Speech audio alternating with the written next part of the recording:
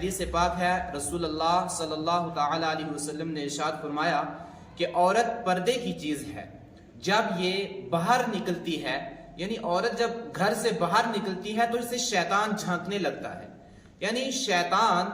یہ کوشش کرتا ہے کہ اس عورت کو ورگلایا جائے اور لوگوں کو ورگلا کر اس کی طرف جو ہے مائل کیا جائے تاکہ یہ حرام کام کے اندر مبتلا ہوں۔ جب اس قسم کی حدیث پاک سے ہمیں یہ پتہ چلتا ہے کہ عورت کا پردے میں رہنا کتنا ضروری ہے،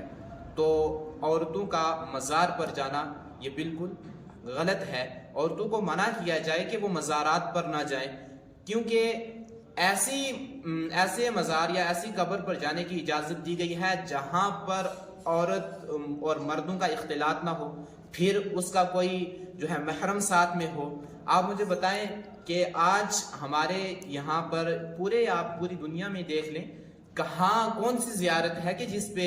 مرد اور عورت جمع نہیں ہوتے؟ جب مرد اور عورت جمع ہوں جہاں پر سب کے سب، تو وہاں پر عورت نہیں جا سکتی ہے۔ پھر دوسری بات، محرم ساتھ میں ہونا چاہیے۔ تو ہمیں اس چیز کا بھی خاص خیال رکھنا چاہیے کہ جب ہمارے ساتھ کوئی محرم نہیں ہے،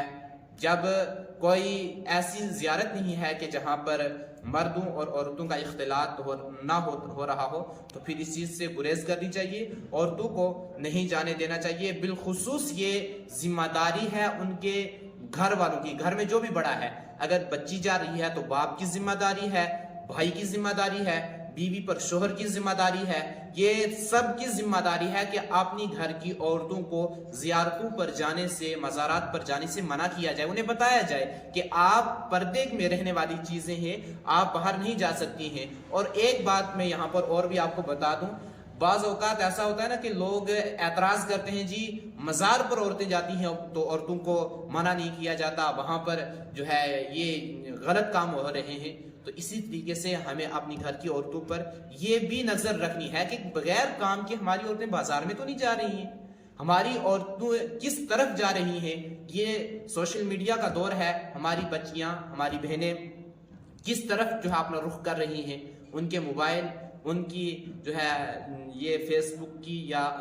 انسٹاگرام وغیرہ دوسری آئیڈیاں ہمیں سب پتہ ہوتی ہیں ہمارے گھر کی عورتوں کی، تو ہمیں ان پر بھی نظر رکھنی ہے۔ ہمیں اپنی عورتوں کو سیدہ طیبہ طاہرہ فاطمہ الزہرا رضی اللہ تعالی عنہا کی سیرت طیبہ پڑھانی ہے، تاکہ ان کو پتہ چلے کہ پردہ کتنا ضروری ہے، پردے میں کیا کیا فائدے ہیں۔ میں آپ کو ایک بات بتاؤں کہ لوگ آج کے دور میں نا، خاص طور سے جو نوجوان بچیاں ہیں، یہ کہتی ہیں کہ نہیں، پردہ یہ ایک جو ہے ہمارے لیے ایک مشکل کام ہے، ہم اسے نہیں کر سکتی ہیں۔ میں آپ کو یہ بات کہوں کہ آپ ان بچیوں سے پوچھیں، ان لڑکیوں سے پوچھیں جو پردہ کرنے والی ہیں،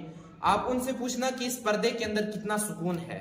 کیونکہ یہ پردہ کوئی عام نہیں ہے۔ یہ پردے کے لیے صرف اتنی دلیل کافی ہے کہ دنیا کی سب سے کامیاب ترین عورت، دنیا اور آخرت میں جس کامیابی جس کے قدم چومتی ہے،